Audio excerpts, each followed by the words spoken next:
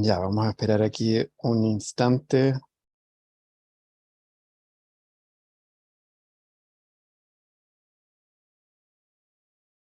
Perfecto, ya estamos en vivo a través de YouTube. Entonces, bueno, les doy la bienvenida a todas las personas que se vengan conectando a la 14ª ya versión de la Cátedra Itinerante de Estudios Afrodescendientes. Esta es una iniciativa de la Red Chilena de Estudios Afrodescendientes que venimos desarrollando desde octubre del 2020 en adelante, con el objetivo principalmente de visibilizar el campo de los estudios afrodescendientes en Chile. La cátedra de hoy va a estar dedicada a la presentación del libro Tintas Pardas, Tintas Negras. Aquí lo tengo, antología de tradiciones y episodios de afrodescendientes chilenos, que fue publicado recientemente por ediciones de la Universidad Católica. La editora del libro que nos acompaña hoy es Montserrat Arremarful, historiadora, perdón, y escritora de ficción histórica. Montserrat se formó en la Universidad de Chile, en la Universidad Austral y en la Universidad de Lisboa, y recientemente finalizó su investigación postdoctoral en el Instituto de Estética de la Pontificia Universidad Católica de Chile, investigación de la cual surge este libro que presentaremos hoy. Las temáticas de las investigaciones que ha abarcado Montserrat, de sus investigaciones y de su escritura, refieren principalmente a la presencia afrodescendiente en Chile, la escritura de mujeres y las expresiones racistas de la literatura. Desde 2018, Montserrat integra el grupo de estudios históricos Proyecto Afro-Coquimbo, la historia después del olvido, grupo con el cual ya llevan 2 libros colectivos publicados sobre estudios históricos afrodescendientes, y se encuentra en preparación un tercer volumen en conmemoración del bicentenario de la abolición de la esclavitud en Chile, que ¿cómo se llama? Se cumple este año, ¿no? 2023. También cabe mencionar la participación en este libro, Tintas Pardas, Tintas Negras, de Andrea Sanzana Sáez, historiadora, también integrante del proyecto Afro-Coquimbo, y que estuvo a cargo del trabajo arduo, me imagino, de transcripción de los textos para poder integrarlos en este formato. Les comento entonces que la modalidad de esta cátedra va a ser la siguiente. Vamos a tener 2 comentarios, enseguida pasaré a presentarles a las comentadoras. Después le daré la palabra a Montserrat para que pueda intervenir también. Y cerraremos ahí respondiendo preguntas que pueda haber de parte del público, y les invito entonces a quienes nos estén siguiendo por YouTube, que usen el chat de YouTube. Vamos a estar atentos, atentas a ese foro, digamos, para recoger sus inquietudes e interrogantes. Les presento entonces brevemente a las comentaristas que nos acompañan hoy. Por una parte, saludamos a Alejandra Fuentes González, quien es licenciada en Historia con mención en Ciencias Políticas por la Pontificia Universidad Católica de Valparaíso, magíster en Historia y Gestión del Patrimonio Cultural por la Universidad de los Andes, y doctora en Historia también por la misma universidad. Actualmente se desempeña como docente en asignaturas de América Hispana, Patrimonio y Archivo en la Universidad de los Andes, la Universidad Andrés Bello y la Universidad Alberto Hurtado. Alejandra es investigadora de temáticas coloniales en Chile e Hispanoamérica, especialmente de monasterios femeninos y de la esclavitud de origen africano. Recientemente finalizó un proyecto Fondesit de postdoctorado que llevaba por título Prácticas emocionales y resistencias en la desintegración de la experiencia esclavista y afromestiza en Chile, el caso de los monasterios femeninos de Santiago 1780-1860. Además de la actividad docente que ya mencioné, en la actualidad Alejandra gestiona el proyecto Fondar Miradas Analíticas acerca de una artesanía chilena, femenina y afromestiza, colección legado Álvaro Flañ. Y por otra parte nos acompaña también Elena Oliva, quien es socióloga, magíster y doctora en estudios latinoamericanos, todos grados obtenidos en la Universidad de Chile. Elena ha abarcado como sea, investigaciones en las áreas del pensamiento crítico latinoamericano y caribeño, particularmente sobre el pensamiento afrodescendiente. Es autora y coeditora de varios libros al respecto, así como autora de numerosos artículos. Entre 2018 y 2020 fue investigadora responsable del proyecto Fondesit de postdoctorado Raza, Nación y Orígenes Africanos, los afrodescendientes de habla hispana y su participación en el campo intelectual latinoamericano durante la primera mitad del siglo XX, y actualmente es investigadora responsable del proyecto Fondesit de iniciación La prensa negra afro en América Latina durante el siglo XX, dimensiones raciales, diaspóricas y políticas de las publicaciones en periódicos y revistas de la intelectualidad afrodescendiente. Elena es integrante de la Red de Estudios Literarios y Culturales de México, Centroamérica y el Caribe, de la Red de Estudios sobre Diásporas Afrodescendientes y Africanas, y por supuesto también de la Red Chilena de Estudios Afrodescendientes. Actualmente se desempeña como académica de la Universidad Academia de Humanismo Cristiano.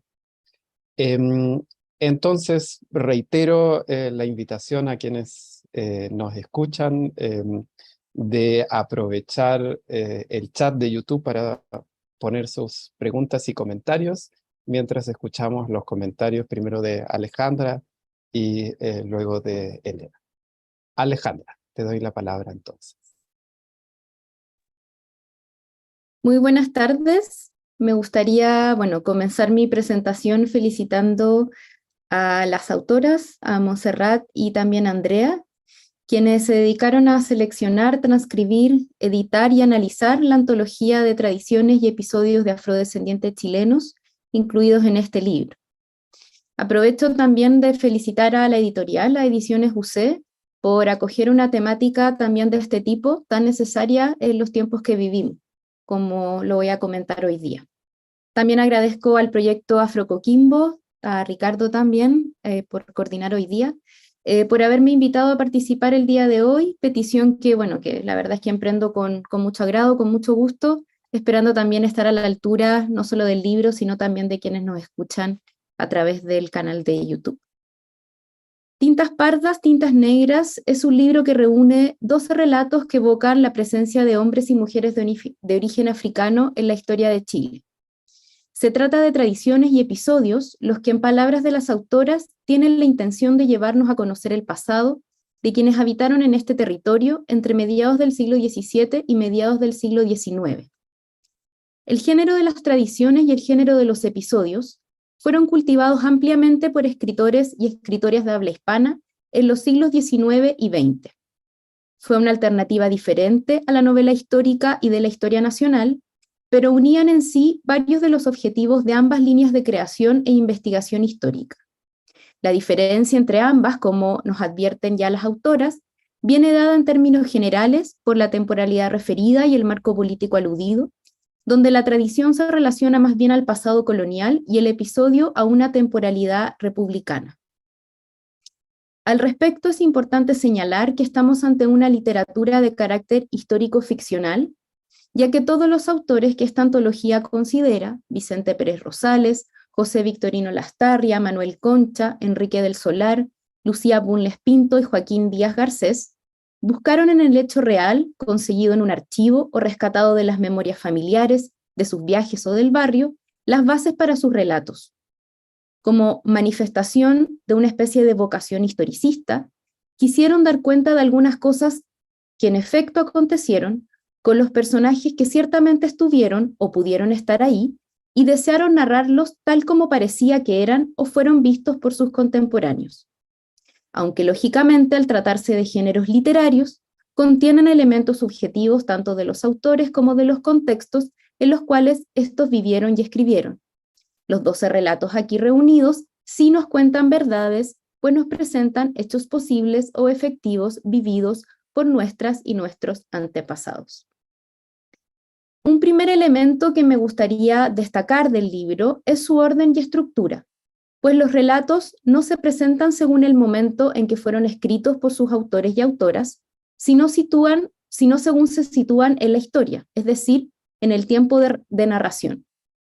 Esto permite que nosotros como lectores podamos de alguna manera navegar a través de nuestra historia de Chile y adentrarnos paso a paso en 3 épocas tan distintas como fueron el siglo XVII, un periodo donde se consolida el sistema español de colonización, el siglo XVIII, un periodo de transformación política, social y económica de la mano de la dinastía Borbona, y el siglo XIX, una época caracterizada por el proceso de independencia y la formación del Estado Nacional. Recordemos que fue justamente en este último periodo donde comenzó a definirse una política de blanqueamiento de la población chilena, la que buscaba consolidar un proyecto de nación sustentado en la homogeneidad racial y cultural, invisibilizando determinados actores igualmente relevantes, como sucedió con los indígenas o los descendientes de africanos. Para el caso de Chile, el proceso de producción de sentido que comportó dicho blanqueamiento llevó a la desmarcación de los sujetos de origen africano y a su asimilación a la blanquedad nacional, menospreciando su participación en la historia oficial y clausurando su lugar en el imaginario social y en la memoria colectiva de nuestro país. Un proceso político y simbólico que sabemos que fue sustentado también por la historiografía chilena clásica, ¿no es cierto?, del siglo XIX y la primera mitad del siglo XX. Un segundo elemento es su capacidad de evocación. Estamos ante una obra que nos permite imaginar y rememorar lo que pudo ser la trayectoria vital, cotidiana e incluso emocional de cualquier sujeto de origen africano en Chile durante los siglos XVII, XVIII y parte del XIX, en particular de aquellos que fueron esclavizados. Para lo que era la gobernación de Chile, Rolando Mellafe estimó un ingreso promedio de 33 africanos al año, ecuación que le permitió identificar un total de 7.000, entre comillas, negros y mestizos de color, hacia 1570 y de 22.500 hacia 1620. Para Santiago se ha calculado que durante el siglo XVIII la población de origen africano alcanzaba un 25% del total de habitantes, la mitad de los cuales habrían sido hombres y mujeres esclavizados. Recientes investigaciones sostienen que solo entre 1773 y 1822 hubo alrededor de 3.800 compraventas de hombres y mujeres esclavizados en dicha ciudad. Los 12 episodios y tradiciones que presenta el libro Tintas Pardas, Tintas Negras son relatos colmados de minuciosos detalles que van desde el traslado forzoso y el peculiar infierno, que en palabras de Marcus Rediker significaba viajar por mar en aquella época de un continente a otro, hasta el dramático proceso de desarraigo y posterior adaptación a la nueva realidad, considerando las diferentes tareas que ellos debían realizar en el marco del servicio doméstico de las familias e instituciones más acomodadas del periodo. El comercio forzado, las malas condiciones del barco, las enfermedades de esclavos y esclavas, sus penas y dolores, el valor económico de ellos en función de sus condiciones físicas, la violencia ejercida por negreros en un primer momento y luego por amos y amas, el uso del cuerpo esclavo y femenino, las intrigas, los chismes, el actuar de la justicia, el rol de conventos y monasterios, la maternidad en condición de esclavitud, las mujeres y la cocina, la familia esclava, la lealtad con el amo o ama, amores entre amos y esclavos, amores entre esclavos e indígenas, son todas diferentes dimensiones de una práctica económica y social que esta obra retrata muy bien. Asimismo, nos lleva a situar la mirada no solo en los propios esclavos, sino también en otros actores igualmente relevantes del desarrollo de la práctica esclavista en Chile, como los comerciantes, los amos, las amas, sus familias, amigos y demás sirvientes. Junto con ello, nos transporta a la intimidad de aquel espacio doméstico, escenario de convivencias complejas entre amos y esclavos, esfera de trabajo, pero también de proximidad e intimidad, de contactos potencialmente afectivos y al mismo tiempo disciplinarios.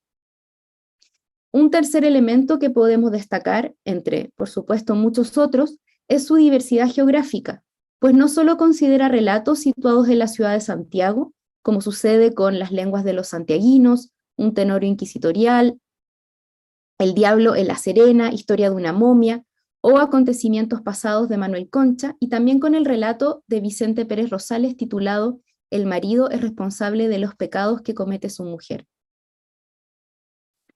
En términos generales, nos encontramos ante una obra necesaria, por diversos motivos.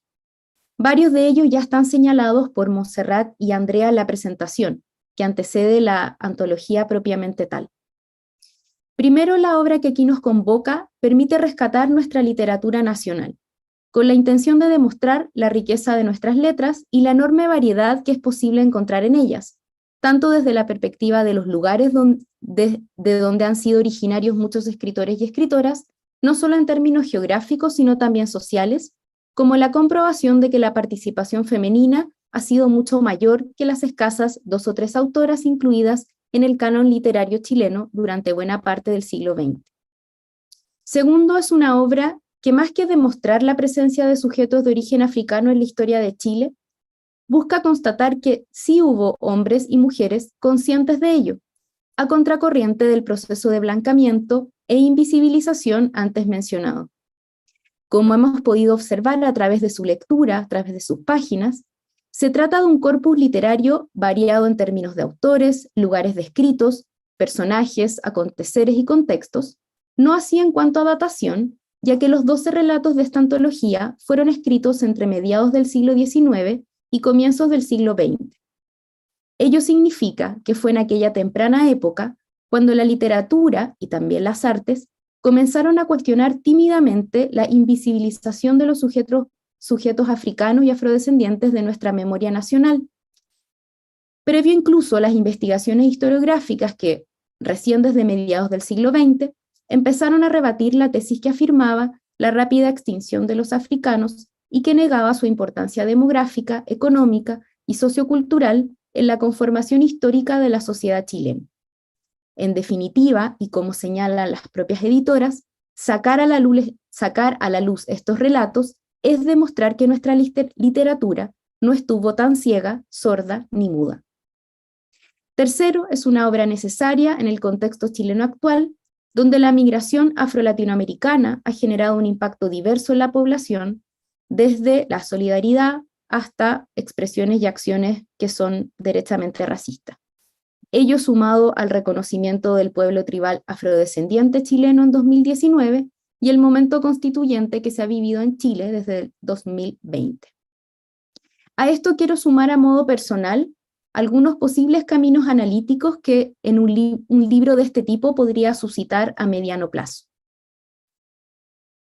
Aunque, como hemos señalado, el género de las tradiciones y los episodios de los siglos XIX y XX contribuyeron en Chile a discutir la invisibilización simbólica de estos sujetos, ello no quiere decir que estas, si se pueden llamar imágenes literarias, no colaboraran en la definición de modos estereotípicos y racializados de representación, devenidos en discursos de diferenciación cultural y alteridades históricas. Algo de ello podemos encontrar en algunas de las descripciones físicas de los sujetos de origen africano que hacen nuestros autores y autoras. Por ejemplo, al referirse al mulato Fermín, Manuel Concha dice lo siguiente, cito, «Era un negro de 8 pies de estatura, con la nariz aplastada sobre una boca horriblemente grande y abultada, con ojos fruncidos de colgantes párpados, con orejas que más que orejas parecían alas de vampiro. Sus piernas eran chuecas y sus pies deformes, con una piel gruesa e insensible, que hubiera podido estar una hora sobre ascuas sin apercibirse de sus efectos».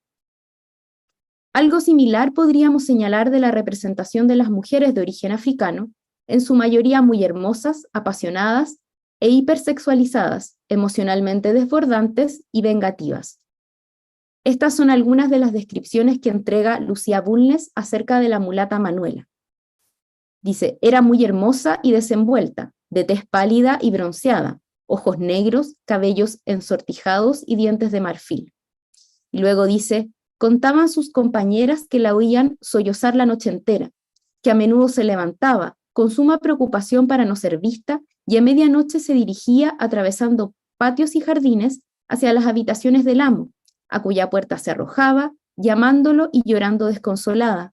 Otras veces profería insultos y maldiciones hasta que, extenuada, se echaba cual larga era y ahí se dormía como un perro. Ejemplos de este tipo, la verdad es que hay varios en todos los relatos. A propósito de lo anterior y como segunda posibilidad, analizar las emociones vertidas por hombres y mujeres en estos relatos, emociones que en su mayoría son muy esquivas en el caso de las fuentes documentales e históricas, pero que aquí son muy elocuentes y muy fáciles de encontrar.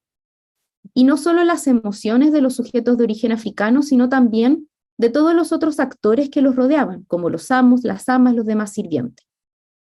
Y aquí tenemos el caso de don Lorenzo Moraga, aludido por Enrique del Solar, y dice: una pasión terrible, padre mío, me ha extraído a este extremo, me ha traído a este extremo. Los celos y el despecho de un amor desdeñado me han convertido en asesino. Yo no era malo hasta el momento en que concebí un amor infernal por una de mis esclavas. Pertenecía a esta casta de indios que nosotros desdeñamos tanto, pero que lleva en el alma el odio contra nuestra raza y el sentimiento de una dignidad altiva que nada alcanza a doblegar. María, que así se llamaba, opuso una resistencia inesperada a mis deseos, y lo que al principio era en mí un vano capricho, se trocó al poco tiempo en delirio y desesperación. Finalmente, me parece muy necesario articular cruces analíticos entre la literatura chilena, las artes, a propósito también de los dibujos de Subercaseaux, que ilustran varios de los relatos, aunque no aparecen, ¿no es cierto?, en la edición, y la historiografía de los siglos XIX y XX, con el fin de establecer el rol que cada área o disciplina tuvo tanto en el proceso de blanqueamiento como en la visibilización posterior, además de la influencia que cada disciplina tuvo sobre la otra. El libro de Montserrat y Andrea se transformaría de este modo en el primer paso de lo que podría ser una investigación interdisciplinaria de más largo aliento, por supuesto. Ya para terminar, no me queda más que invitarlos a adquirir, por supuesto, el libro, a leerlo y a navegar por sus diferentes relatos históricos ficcionales, porque es una experiencia realmente enriquecedora, emotiva, sin lugar a dudas, a ratos cruda y difícil, como efectivamente fue gran parte de la vida cotidiana de estos sujetos de origen africano, en Chile colonial y republicano, pero muy, muy necesaria, como señalé desde un comienzo. A Montserrat y también a Andrea, motivarlas a editar y publicar más relatos de este tipo, pues a mi juicio, su lectura es fundamental para comprender los prejuicios raciales y sociales que han persistido hasta el Chile actual acerca de las personas afrodescendientes, y junto con ello, ojalá, avanzar en la definición de una sociedad más chilena más justa, más democrática y por supuesto más inclusiva. Muchas gracias. Muchas gracias, Alejandra, sobre todo por subrayar este carácter necesario de esta publicación en este momento y la manera en la que recorrer estos relatos abre distintas perspectivas, ¿no?, respecto a lo que fue nuestro pasado histórico y a la manera como se han construido ciertas representaciones racializadas que siguen reverberando en nuestra sociedad contemporánea. Le doy la palabra entonces ahora a Elena Oliva para que también comente el libro en cuestión. Bueno, hola a todas y todos y todes, a Alejandra, a Ricardo y a Montserrat que están aquí conectados y a quienes nos puedan estar escuchando hoy día. Bueno, primero agradecer a Montserrat por la invitación para comentar este trabajo realizado junto a Andrea, que también coincido, ¿no?, con lo que ha presentado Alejandra, ¿no?, en que llega en un momento en que nos tiene que invitar, digamos, a pensar. Está publicado también justo los 200 años, ¿no?, de conmemoración de la abolición de la esclavitud en nuestro país, y creo que en ese sentido nos puede invitar a hacer varios diálogos posibles. Ojalá así sea, que abra futuros diálogos. Bueno, Tintas Pardas, Tintas Negras es un libro publicado este año por Ediciones UC, que nos presenta un dedicado trabajo de las historiadoras Montserrat Arre en la selección y presentación y de Andrea Sanzana en la transcripción, ¿no?, de estos relatos sobre la sociedad chilena situados principalmente en Santiago y La Serena entre los siglos XVII y XIX.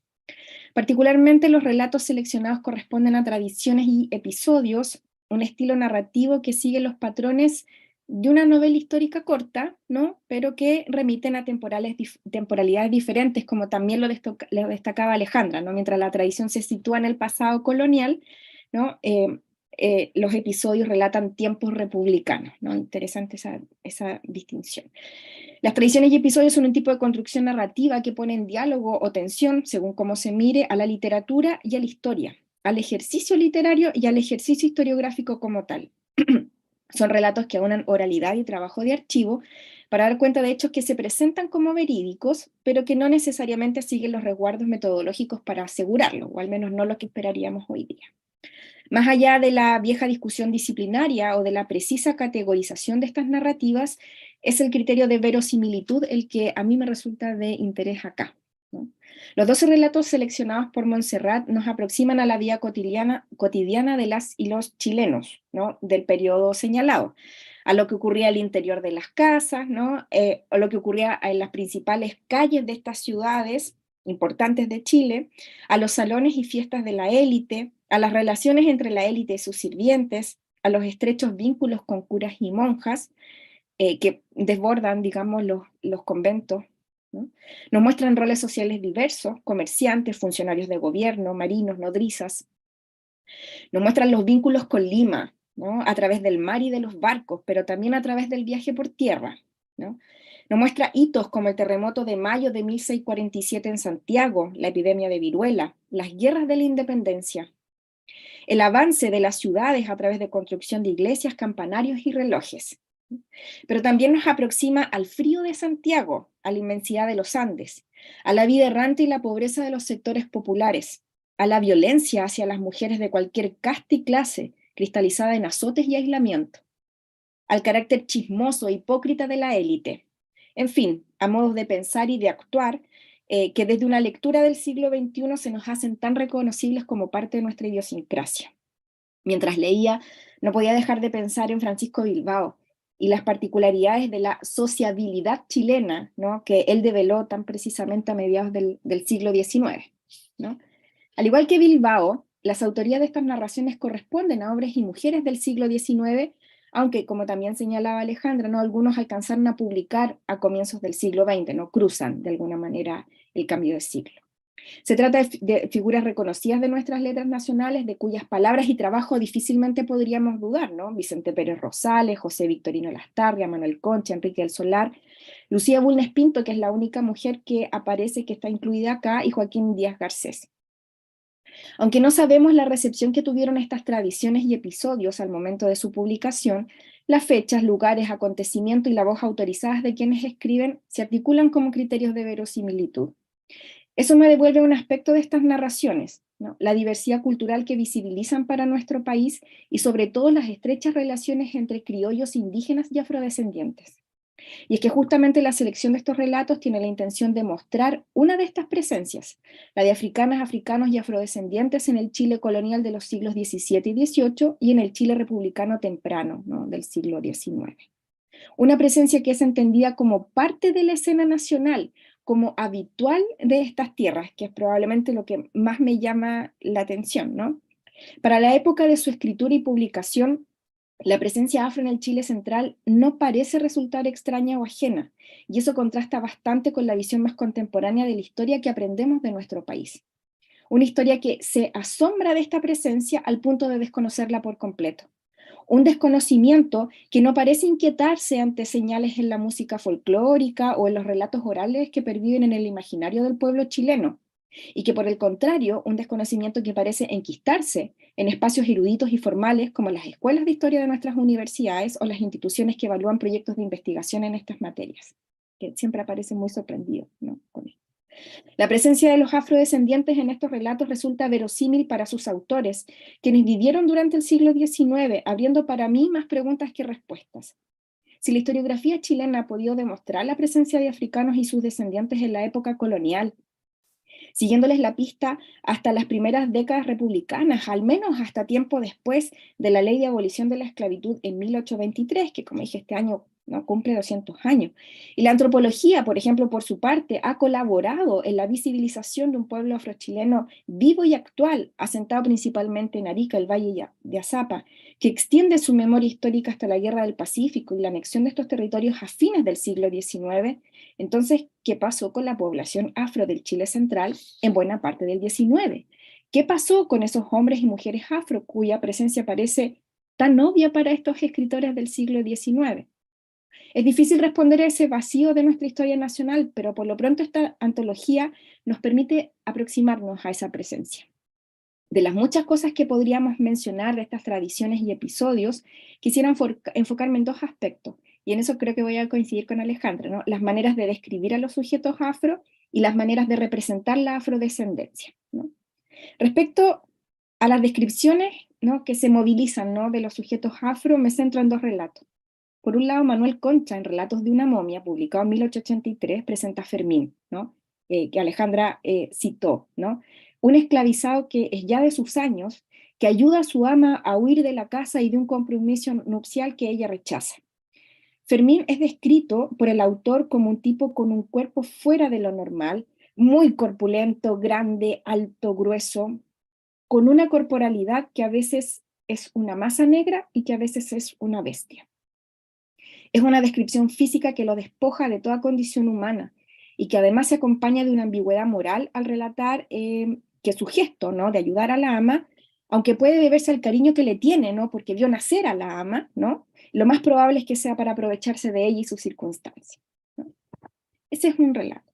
De otro lado, y casi opuesto, está el relato de Enrique del Solar, que se titula Don Lorenzo Moraga, el emplazado, publicado en 1874.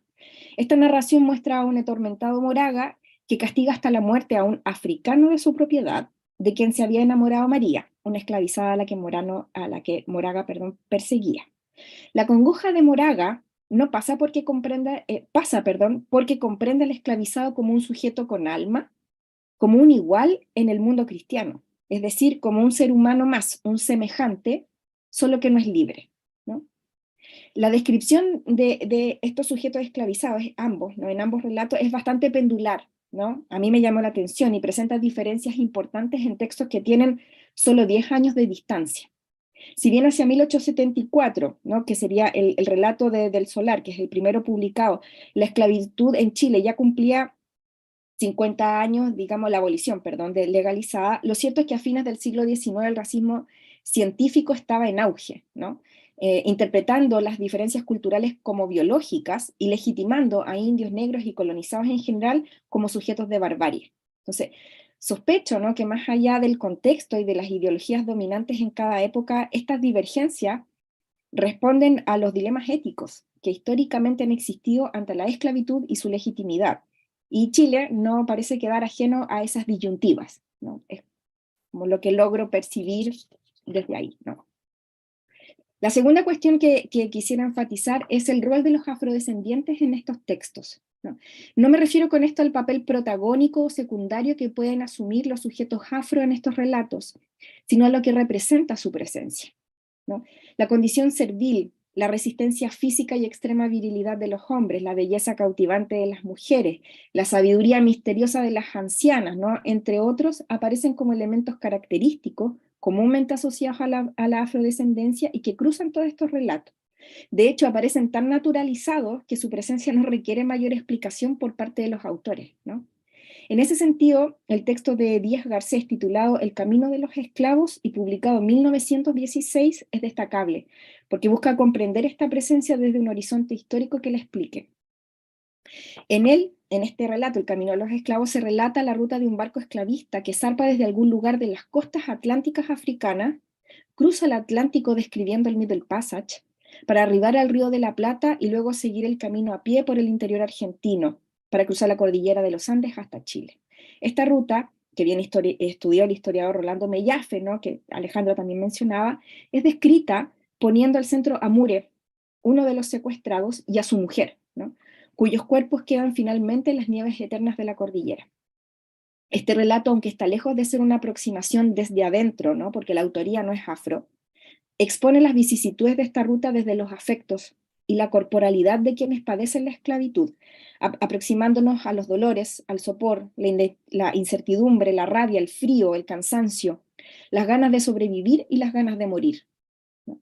Nos presenta una de las antesalas posibles que los esclavizados que llegaron a este territorio tuvieron que experimentar. Personalmente, este relato me parece bien único en su tipo. Yo al menos no conozco narraciones en las zonas de habla hispana que se centren en el Middle Passage o que al menos lo describan y que ocupa un lugar en estos relatos, menos entre África y Río de la Plata, a excepción de lo que se puede encontrar en la literatura afro-latinoamericana reciente. En este sentido, destaco la intención que expone el mismo autor en una nota previa al relato, en el que señala querer, y lo cito, ¿no?, revivir a los ojos indiferentes de los chilenos la epopeya de la esclavitud africana que durante muchos años lanzó también sus caravanas dolientes a través de nuestros territorios. Esta parte es la introducción natural que explicara el hecho histórico. Un segundo relato en esta línea es Una hija, de José Victorino Lastarria, publicado en 1885, ¿no?, que también lo encontré muy significativo en términos de lo que representa, ¿no?, la afrodescendencia en esta parte del continente. Este relato señala, o se centra, digamos, en los 3 hijos del inglés, que es el señor Green, ¿no?, que viajan desde Londres, donde fueron criados por su padre, a Lima, para reencontrarse con su madre, doña Rosalía, luego de la muerte del progenitor. Al llegar a Perú, ¿no?, descubren que su madre es negra, fue una esclava de la hacienda del señor Green, quien le otorgó la libertad al unirse a ella y a quien deja a cargo de la hacienda cuando vuelve a Londres con sus retoños. Este relato es atractivo no solo porque su protagonista es una mujer, la verdad es que hay varios relatos donde las mujeres adquieren el protagonismo, ¿no? Y también es llamativo porque tiene lugar en Lima y no en Chile, un desplazamiento que a mí me hace ruido, sino sobre todo porque la protagonista está siempre en las sombras, ¿no? Doña Rosalía solo aparece al final de la historia y no dice más que un par de frases, ¿no? Sin embargo, es su afrodescendencia la que desencadena la tensión entre sus hijos, entre aquella que la reconoce y estima y entre los que no quieren saber nada de ella y prefieren volver a su vida en Europa. La trama de este relato gira en torno al reconocimiento de los orígenes, a nuestra cultura diversa y al mestizaje del que somos descendientes, pero negamos, al negro que llevamos detrás de las orejas, como se dice en otros lugares de la región, pero que ocultamos lo más posible. No pasó por alto que Lastarria le dedicó esta anécdota a Martina Barros Borgoño, ¿no? Lo más probable es que sea por sus inquietudes sobre la esclavitud de la mujer, ¿no?, en un sentido más metafórico que institucional, ¿no?, y que la interpretación de este relato sea, la verdad es que un buen exponente del sometimiento de las mujeres a las decisiones patriarcales, incluso en lo que a la maternidad respecta, ¿no? No obstante, ¿no?, la condición afrodescendiente de la mujer y madre protagonista aumenta su yugo y devela secretos de familia y por extensión de la sociedad, tan celosamente guardados en los cajones de la memoria. La presencia afro que muestra este relato es compleja y controversial y no aparece tan naturalizada como los demás textos de la antología. Creo que ejemplifica el transitar histórico de esa presencia, ¿no?, a la ausencia por omisión, por un silenciamiento, por una invisibilización, que entre otras estrategias deja a los afrodescendientes fuera de nuestras fronteras nacionales, ¿no? Aún así, estas tradiciones y episodios resultan llamativos ante nuestros ojos, moldeados por la idea de nación homogénea, que cuaja en torno al centenario ya en el siglo XX y que dificultosamente se ha ido resquebrajando en los últimos años. En ese sentido, creo que el trabajo de Montserrat y Andrea colabora en ese camino de reconocimiento de la diversidad cultural que está en la base de nuestra formación como pueblo. Antes de finalizar, quisiera compartir con ustedes lo que en un primer momento me hizo pensar el título de esta antología, ¿no? Tintas negras, tintas pardas. Al revés, tintas pardas, tintas negras, ¿no? En mi trabajo sobre las autorías e intelectualidades afro y el estudio de periódicos y revistas de afrodescendientes, tuve la brevísima ilusión que Montserrat había encontrado al fin un texto narrativo escrito por un o una afrodescendiente en el Chile colonial o de la República temprana, ¿no? Todo un hito acontecía en mi cabeza y ya pensaba con qué textos podría vincularlos y hacerlos dialogar. Rápidamente caí en cuenta de mi confusión y aterricé en las invisibilizaciones y vacíos de nuestra historia antes referidos, ¿no? Sin embargo, mantengo intacta la esperanza de que algún día aparezcan esas autorías y podamos conocer relatos de pluma y letra afrodescendientes. Eso. Muchas gracias, Elena. Bueno, seguimos esperando ahí que aparezcan esos relatos, ¿no? Rescato de tu comentario un punto que hacías respecto a la verosimilitud que tienen estos relatos, ¿no?, estos episodios, estas tradiciones, y las maneras como echan luces sobre las relaciones cotidianas que había entre criollos, mestizos, afros, indios, todas las categorías coloniales y poscoloniales, y la fluidez también que hasta cierto punto hay entre estas categorías. También me parece un punto interesante de notar, y obviamente eso alimenta el eterno debate respecto a bueno, ¿y qué pasó? ¿En qué momento pasó de esta presencia o de esta conciencia de una presencia a la ausencia por omisión? Em, bueno, Montserrat, te doy entonces la palabra a ti para que respondas a estos comentarios y comentes tú también la obra que editaste. Bueno, muchas gracias a Alejandra y a Elena por los análisis que realizaron sobre, bueno, la obra en general, que me parecen muy iluminadores, los comentarios que ambas hicieron, pero también en algunos de los textos en particular, que claro, uno va leyendo y hurgando en cada uno de los textos y vas encontrando mil cosas y mil posibilidades de análisis, pero también muchas relaciones que es posible de observar en términos históricos, imaginarios que nos llevan incluso hasta el presente. Y esa es la riqueza, creo, de este corpus que logramos transcribir, ¿cierto? Compilar y transcribir junto con la ayuda de Andrea, que ha sido mencionada, obviamente. Y bueno, por eso muchas gracias, porque creo que es importante darle otra vuelta o darle muchas vueltas a este trabajo. El trabajo que hicimos nosotras fue de encontrar estos textos. Tengo que indicar que un par de ellos fueron entregados o fueron datos que nos dieron colegas. Uno de ellos fue Rafael González, que nos dio el de Vicente Pérez Rosales, y el de Enrique del Solar, Eduardo Aguayo, que es un investigador en literatura, que trabaja con Enrique del Solar y que bueno, está citado también ahí en la introducción del libro. Los demás fueron parte de la investigación postdoctoral y fueron siendo encontrados por mí, bueno, a medida que investigaba, pero Manuel Concha es uno de los escritores que me lleva acompañando mucho más tiempo. Lo conocí cuando estaba haciendo el magíster hace mucho tiempo atrás. Un libro apareció en mi casa que heredé de alguien y de las tradiciones serenenses, y un día me puse a mirarlo, que es un libro viejo que estaba ahí, y me sorprendí positivamente cuando descubrí que tenía muchos textos con personajes, muchos de sus tradiciones eran con personajes afrodescendientes.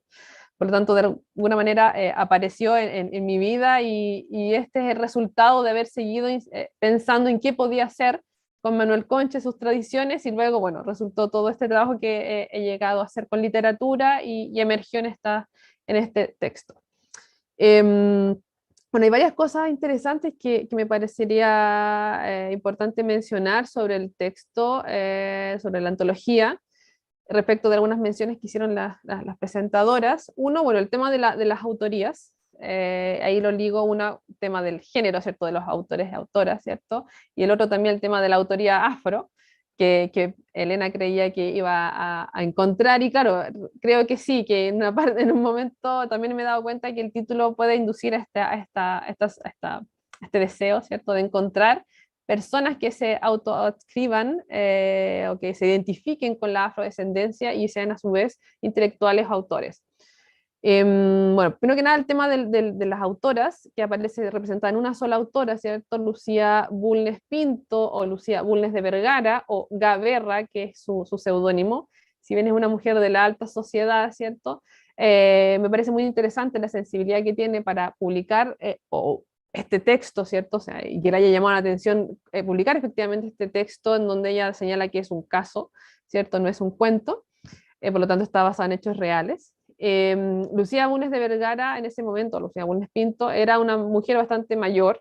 Yo la fui encontrando a finales de ya en 1880, estaba en el espacio de los salones de la alta sociedad. Y era una mujer que podemos hurgar un poquito en su vida, muy poquito, porque es muy difícil de encontrar datos sobre ella, pero posiblemente era una mujer de las feministas de la aristocracia del principio del siglo XX. Y ahí, bueno, en un momento se relaciona con Iris y con Amanda Labarca. De Iris hace unos escritos, escribe sobre ella en una revista, y también Amanda Labarca le presenta un libro, que es Actividades Femeninas, de 1914. O sea, hay una ligazón con este mundo de esta intelectualidad y es feminista, aristocrática, mesocrática, de principio del siglo XX. En el caso de Amanda Labarca y de Iris, debo decir que también hay textos interesantes que pueden ser analizados. Bueno, con Ricardo trabajamos uno de Amanda Labarca, en donde también se aborda la afrodescendencia. Estamos haciendo un artículo, así que no voy a decir nada al respecto, y después vamos a difundir el artículo que hemos preparado. Y no está obviamente incluida en esta antología, puesto que es una novela. Y bueno, el caso de Iris también, bueno, el caso de Iris sí es una novela histórica sobre Chile, en Tierras Extrañas de Manuel Arcan no lo es, pero sí aborda la afrodescendencia.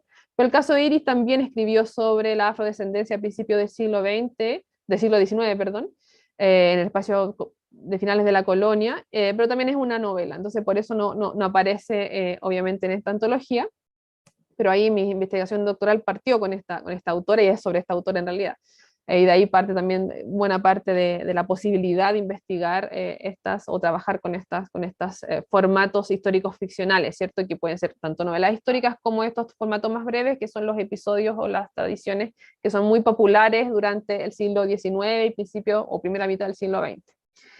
Hay temas sobre estas autorías femeninas, es decir, hay muchas más que pueden estar acá.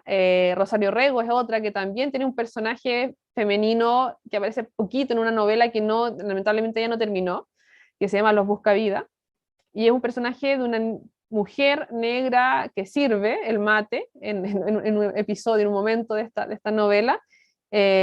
Como les digo, no termina esta novela la autora, por lo tanto podría haber aparecido más este personaje, pero lo interesante es que este personaje aparece en un momento en donde se supone que ya no había esclavitud, en la ciudad de Copiapó. Entonces también ahí uno puede hurgar, pero también es una novela, en fin.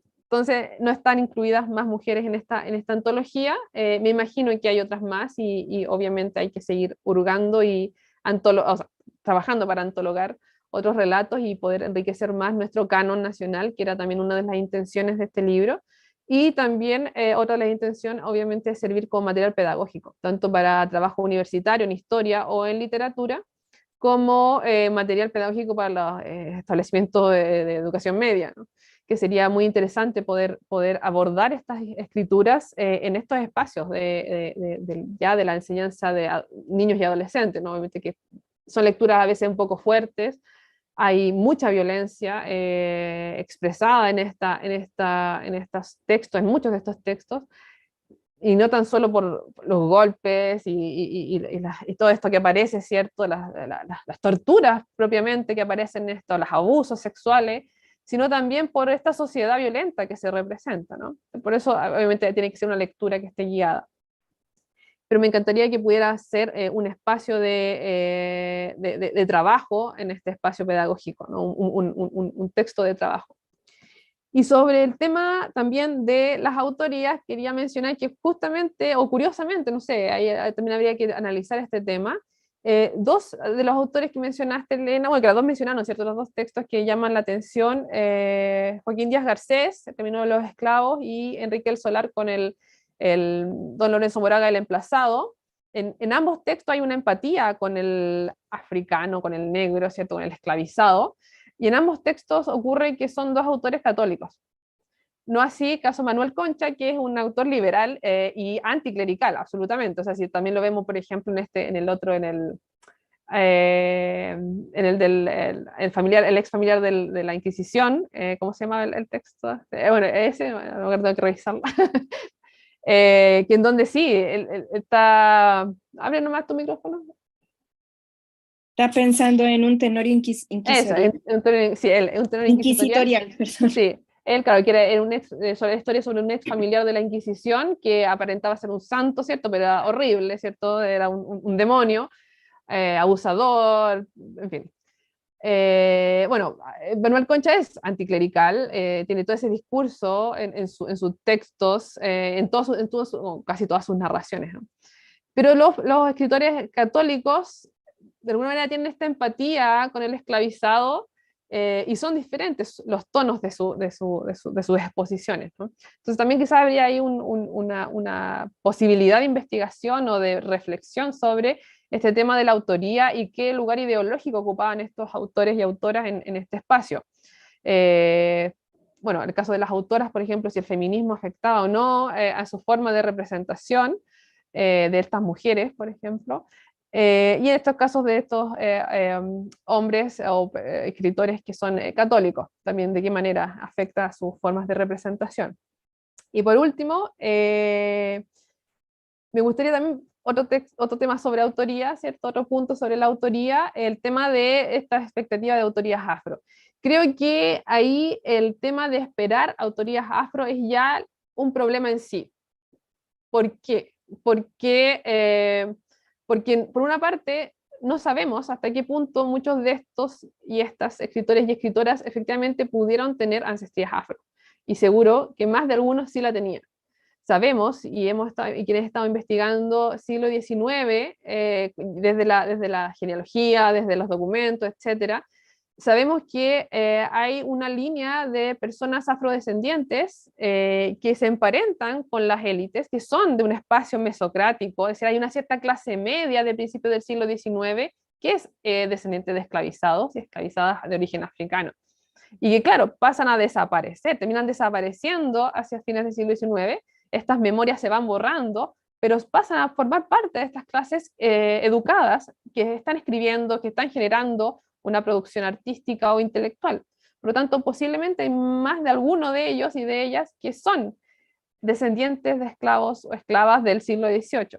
Eso no es improbable, eso es muy posible, y por lo menos yo tengo la pista de un par de personas que sí escribieron cosas y que también tuvieron ancestría afro, pero no es algo que ellos mencionen, no es algo que ellos recuperen, no es algo sobre lo cual ellos hablen, y todo lo contrario, es algo que niegan, es algo que... Entonces ahí yo creo que creo que ahí está el problema, o sea, querer encontrar a alguien afro no implica que esa persona tenga una identidad afro. O sea, alguien descendiente de africano o de esclavizado no quiere decir que tenga una identidad, ¿no? Y que hable desde ese espacio, ¿cierto? De esa tribuna. Pero sí sería interesante analizar qué tan los racismos que hay arraigados en muchos de estos autores que pudieron tener ancestría africana, y cómo interpretaron o cómo reinterpretaron también y expusieron todas estas ideologías de la blanquedad de Chile, ¿cierto? Esta búsqueda de lo criollo blanco, quizás a partir de ese mismo rechazo que tenían por esas ancestrías, ¿no? Quizás ahí estaría como una posibilidad de investigar el tema de estas autorías posiblemente afros, ¿no? Creo, y estoy casi segura, que no vamos a encontrar nunca en Chile una intelectualidad afro, que se identifique con lo afro, que se identifique con lo negro, hasta el siglo XXI, evidentemente. Antes de eso, creo que casi lo juraría, es prácticamente imposible, porque hay un intento constante y sistemático de una invisibilización, de una negación, en donde evidentemente la identidad afro no tiene cabida en el espacio intelectual ni artístico, ¿no? Eso es un espacio de lo otro, ¿cierto? Un espacio de lo extranjero, un espacio que no tiene un arraigo en una identidad aceptada.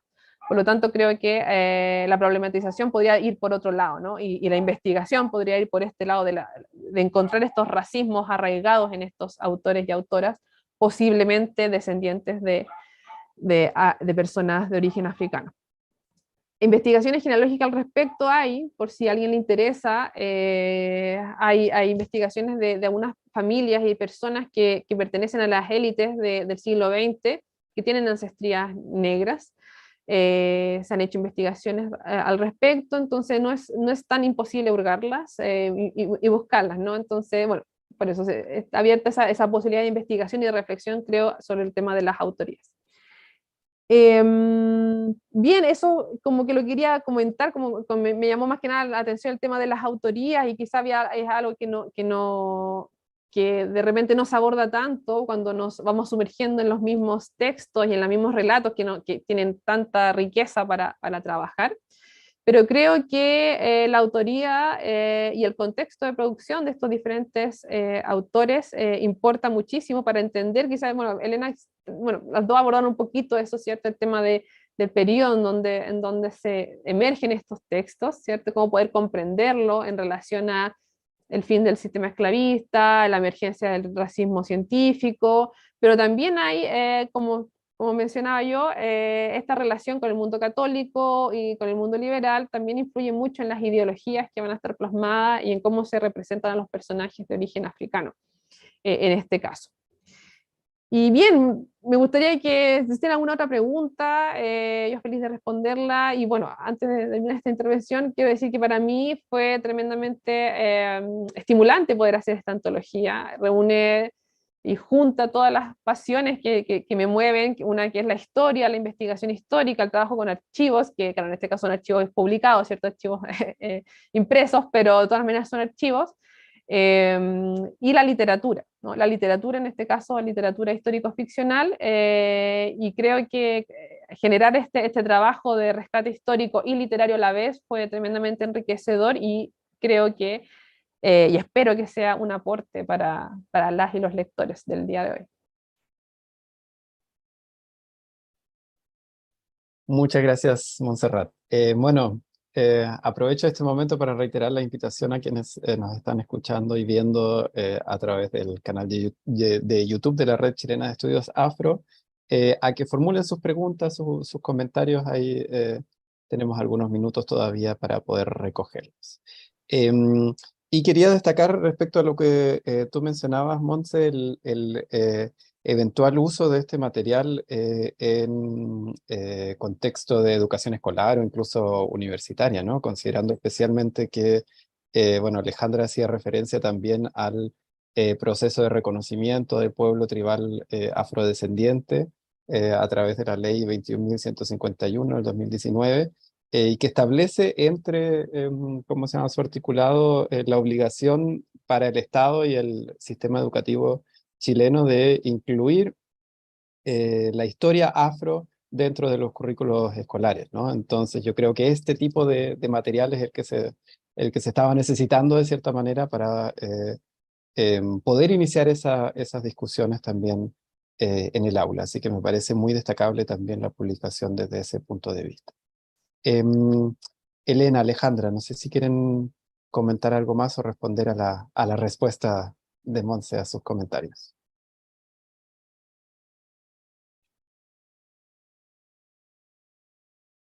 No sé, ¿vamos como en algún orden? O La que quiera hablar nomás. Alejandra, Dale nomás.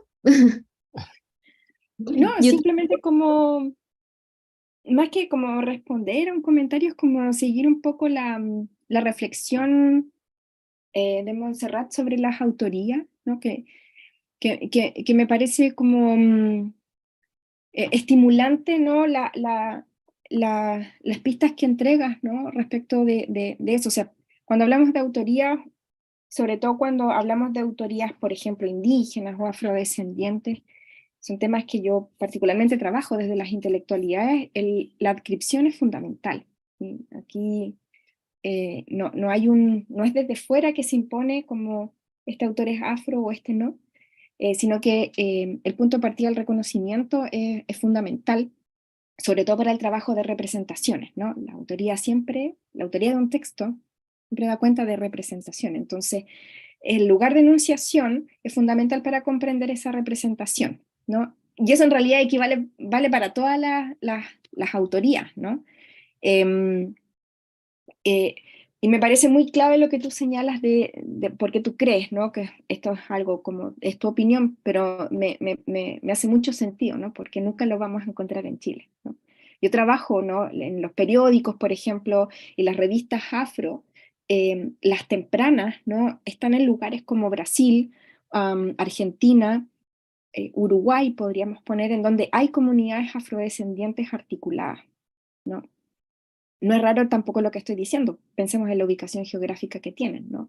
Cuba también es un lugar que podríamos mencionar, y que sean en algunos lugares más temprano o más tardío, por ejemplo, el surgimiento de esas autoridades tiene que ver con otros factores, con leyes de imprenta, por ejemplo, leyes que permitían la libertad de asociación, son otros factores los que van de repente influyendo, ¿no?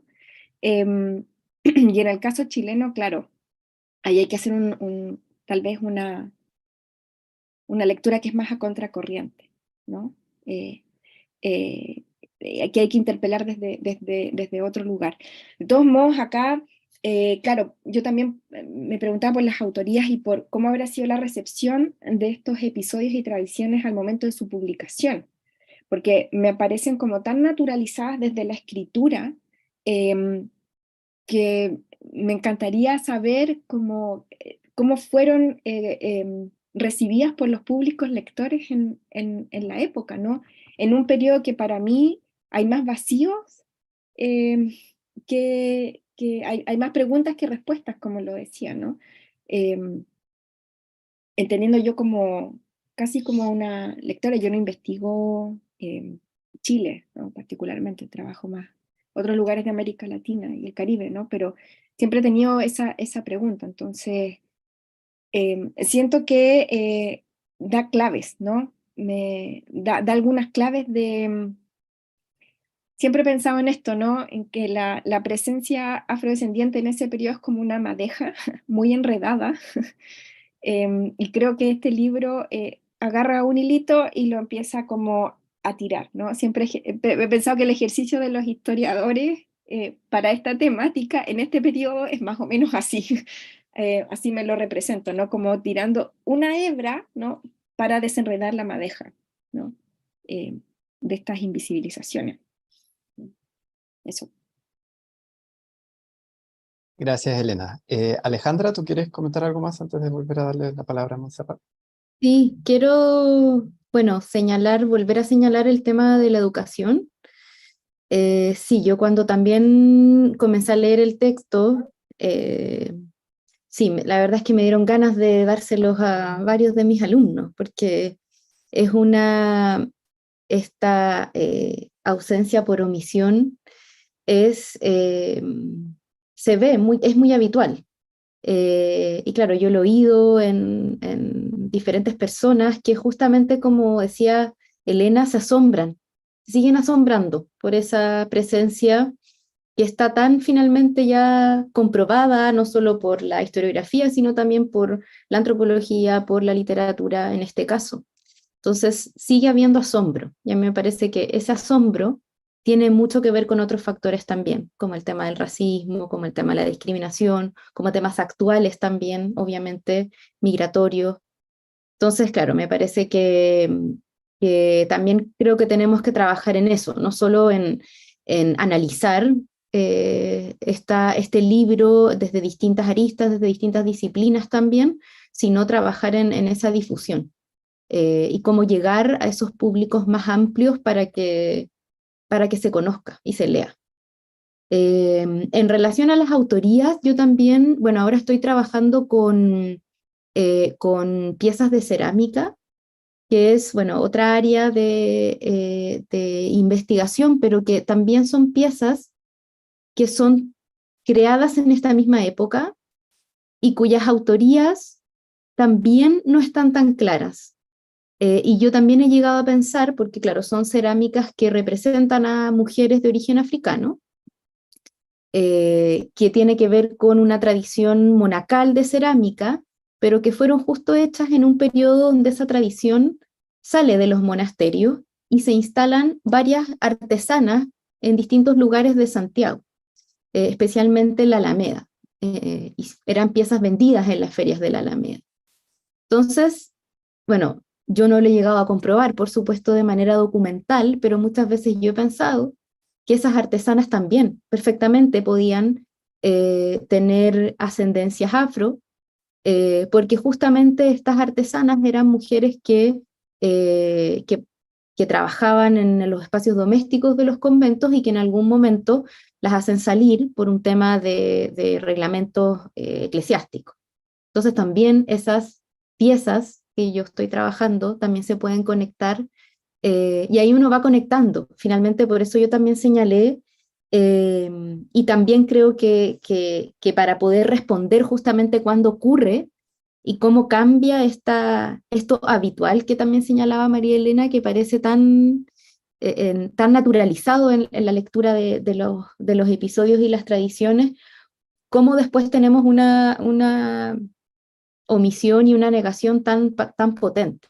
Y ahí yo creo que la respuesta tiene que ver justamente con relacionar y vincular todas las disciplinas. Yo creo que generalmente se le echa la culpa un poco a la historiografía, como a la historiografía clásica, ¿no es cierto?, de principios del 20, pero yo creo que, claro, que tiene que ver con algo mayor.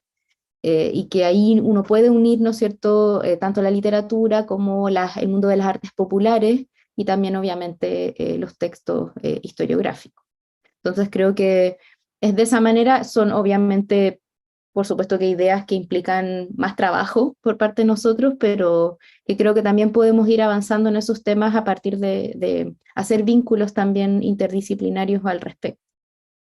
Eso. Muchas gracias, Alejandra. Un poquito en la línea de lo que comentabas tú, voy a aprovechar también de plantear ahí una pregunta.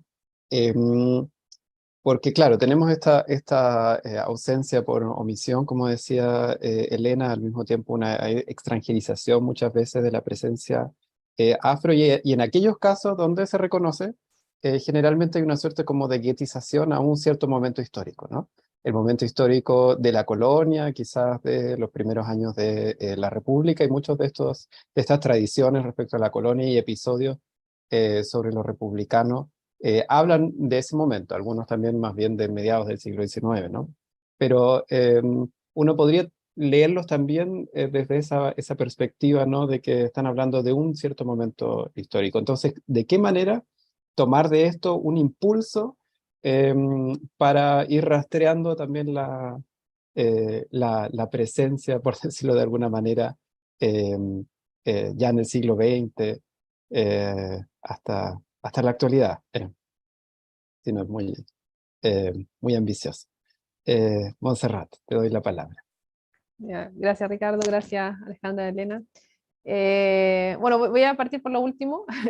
Claro, el tema del momento histórico que representan estas tradiciones, ¿cierto? Es la colonia y el siglo XIX, pero también tenemos que pensar que esos autores son de esa época, del siglo XIX y del principio del siglo XX. Entonces, es es el espacio al cual pueden remitir sus memorias, ¿no? Y eso es lo interesante. O sea, al principio del siglo XX o durante la segunda mitad del siglo XIX hay memoria, está esa memoria viva y como decían Alejandra y Elena, es muy natural.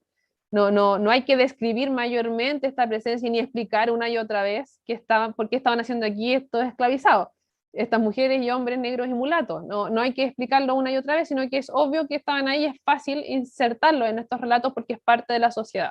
Así como están los españoles, los indígenas, los mestizos, etcétera, están estos personajes fácilmente en este espacio. Entonces, hay una memoria, y eso es lo interesante, hay una memoria de la esclavitud. Lo que dice la Lucía Bulnes Pinto, es cierto, que una antigua esclava de su casa le contaba esta historia. O sea, en la élite está esta memoria, ellos saben que eran esclavistas, ellos saben que sus padres y abuelos tenían esclavos, y participaban de la trata, etcétera. Ellos tienen esa memoria a principios del siglo XX, lo saben perfectamente. Pero ¿qué pasa? ¿Por qué eso no se cuenta? Bueno, eso es una operación a conciencia, evidentemente, que esto no se cuenta, esto no se habla.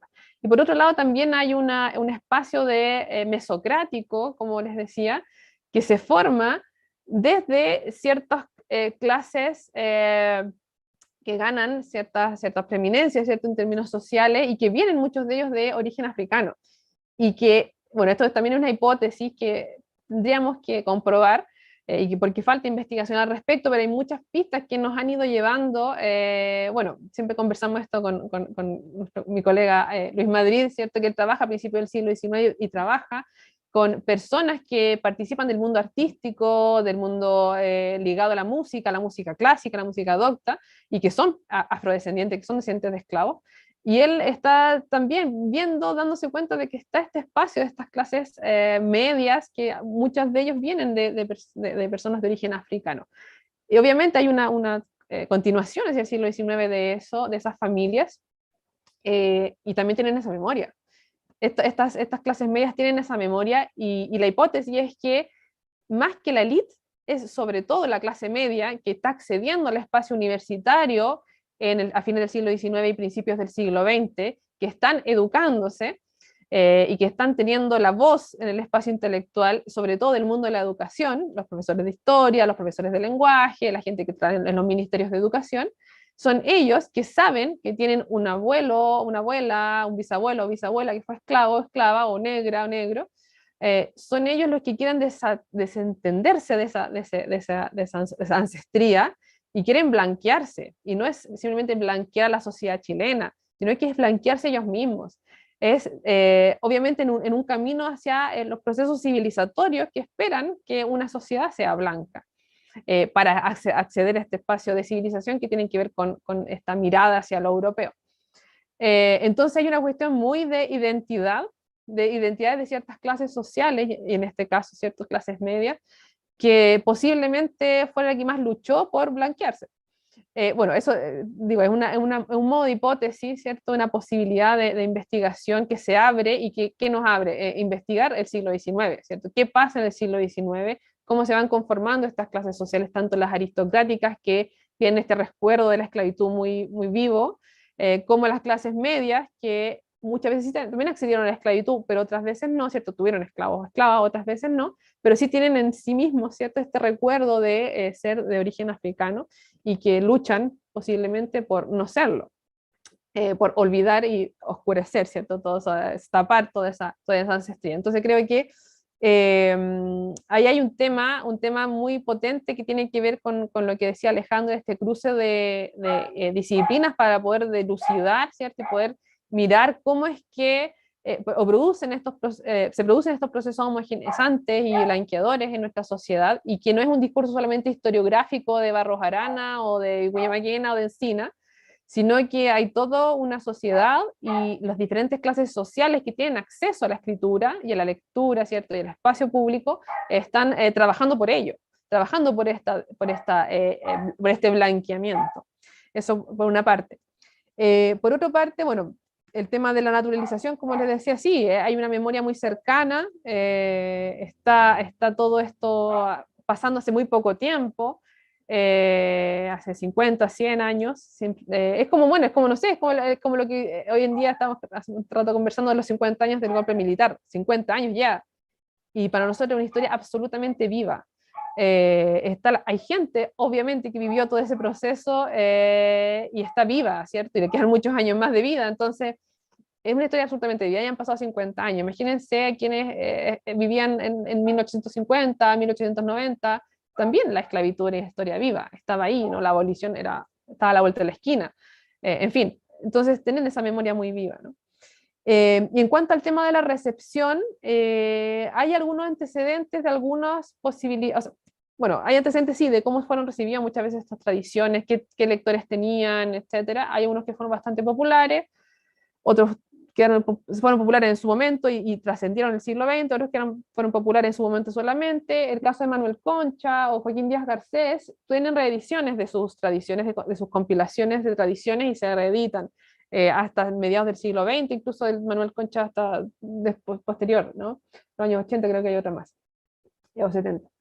Entonces, sí, tuvieron una persistencia y me imagino que también por una cierta demanda, ¿cierto?, de cierto sector de lectores. Entonces, sí hay una recepción importante de algunos de estas tradiciones o episodios. Hay otros que todavía no se sabe porque están en estos espacios de archivo, solamente se pueden encontrar en las revistas o periódicos que fueron publicados de manera original. Y ahí, claro, habría que investigar sobre esas revistas o periódicos qué tanta llegada, qué tanto público lector tenían, y seguramente no era tanto a fines del siglo XIX y principios del XX, cuando todavía la alfabetización de la sociedad chilena no era obviamente universal. Bueno, y lo último también sobre lo que comentaron respecto al asombro de quienes, que de repente nosotros nos encontramos, ¿cierto?, constantemente con personas a quienes les contamos esta historia y se asombran, ¿cierto? Y parece que es una constante, o sea, bueno, con nosotros con el proyecto Afro Coquimbo, como se mencionaba al principio, hemos publicado varios libros y también a modo personal, bueno, publicaciones mías, ¿cierto? O de Luis. Y a propósito de esas publicaciones hemos tenido que hacer entrevistas en diferentes lugares, diferentes medios de comunicación. Y la pregunta constante que a nosotros también nos llama la atención es que nos dicen, ¿y cuántos eran? ¿Y cómo llegaban? Y qué sorpresa que hayan estado aquí. Claro, los negros, ¿cierto?, africanos de ese espacio colonial y lejano. Y constantemente hay que responder esa pregunta, es como, y bueno, me va a evolucionar un poquito lo que decía Alejandro, es como que ya sabemos que esto ya está avanzado, esta historia está dicha, y en realidad yo creo que estamos en un micromundo de los estudios afrodescendientes, en donde para nosotros es una historia ya sabida y evidente, obvia, pero nos asomamos al mundo real que está afuera y en realidad hay cero conciencia respecto de esta historia. Esta historia no existe para el Ministerio de Educación, no existe para la cinematografía, no existe para la literatura todavía, las novelas históricas, no sé, creo que todavía no ponen personajes afrodescendientes, excepto 2 novelas que hay, pero todavía tampoco, o sea, los literatos, literatas que están hoy en día siendo famosos, conocidos, escribiendo novela histórica, que venden sus libros por Planeta u otras editoriales o sudamericanas. Yo he leído las novelas históricas y así los personajes son así, de repente, muy anecdótico, una negra esclava por aquí y por allá, no hay ninguna protagonista, nadie que se le dé un espacio de mayor relevancia, en fin. Entonces, en realidad, el asombro creo que debería ser para nosotros, es decir, o no, no sé si el asombro, pero deberíamos darnos cuenta que tenemos que seguir trabajando mucho más, porque en realidad el ámbito de los estudios afrodescendientes, a pesar de que por lo menos de manera sistemática lleva 20 años o poco más, en realidad hemos tenido una injerencia mínima en lo que es la conciencia de cuál es nuestra identidad nacional o de cómo desarticular esta identidad nacional. Sigue la gente pensando de que la inclusión de los afrodescendientes a la Constitución tiene que ver con incluir a extranjeros. Y que por qué vamos a incluir a los hijos de los colombianos o de los extranjeros en la Constitución. Por este desconocimiento absoluto de nuestra propia historia, ¿no? Entonces creo que falta mucho trabajo todavía por hacer y que no debe asombrarnos el asombro de las personas con las que hablamos cuando realmente no saben nada al respecto.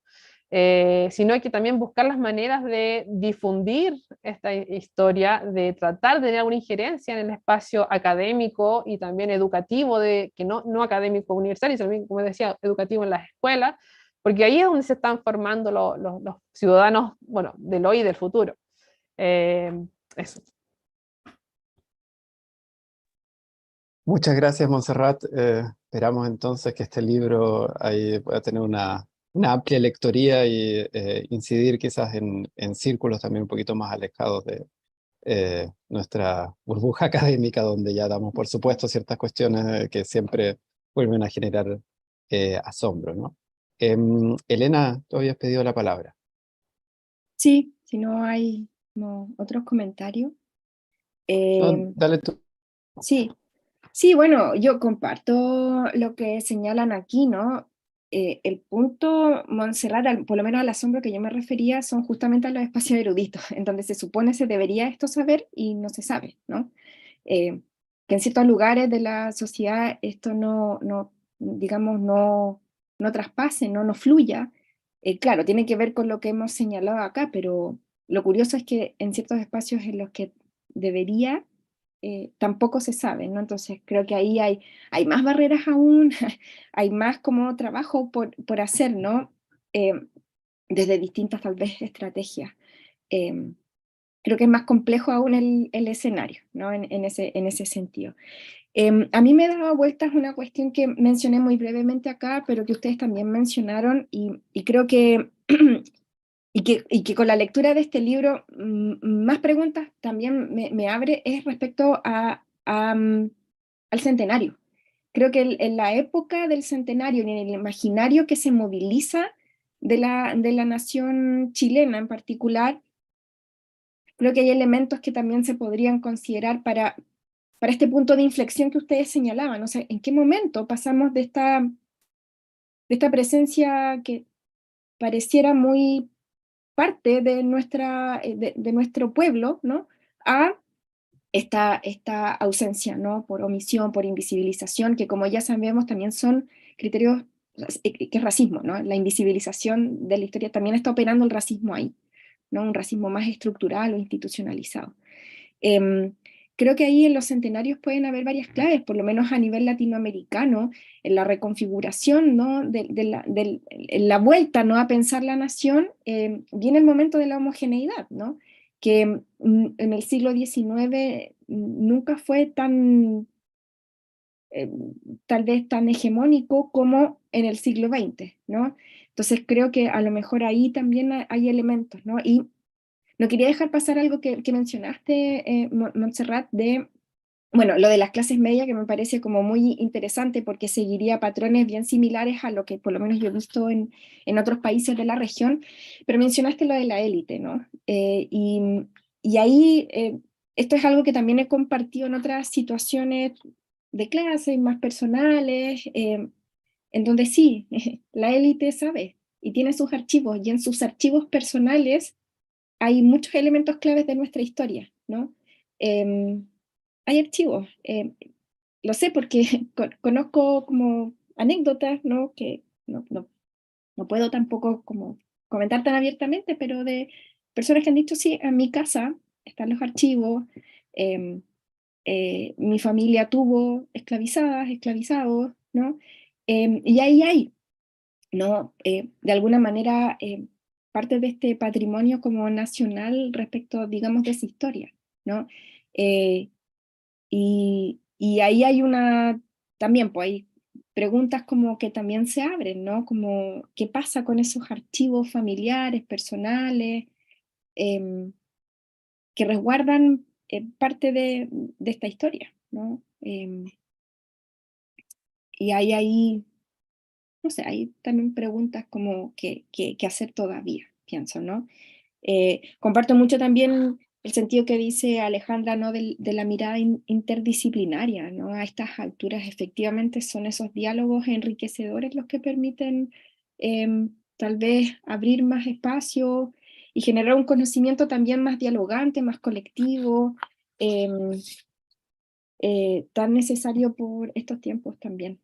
Entonces, en ese sentido, este libro colabora un montón y muestra cómo esos diálogos también son muy fructíferos, ¿no? Cuando se trabajan en un sentido colaborativo, ¿no? Más que de tensión, un sentido más de diálogo, de una importante discusión teórica y metodológica, ¿no? Y de, insisto, y sobre todo en ese espíritu colaborativo.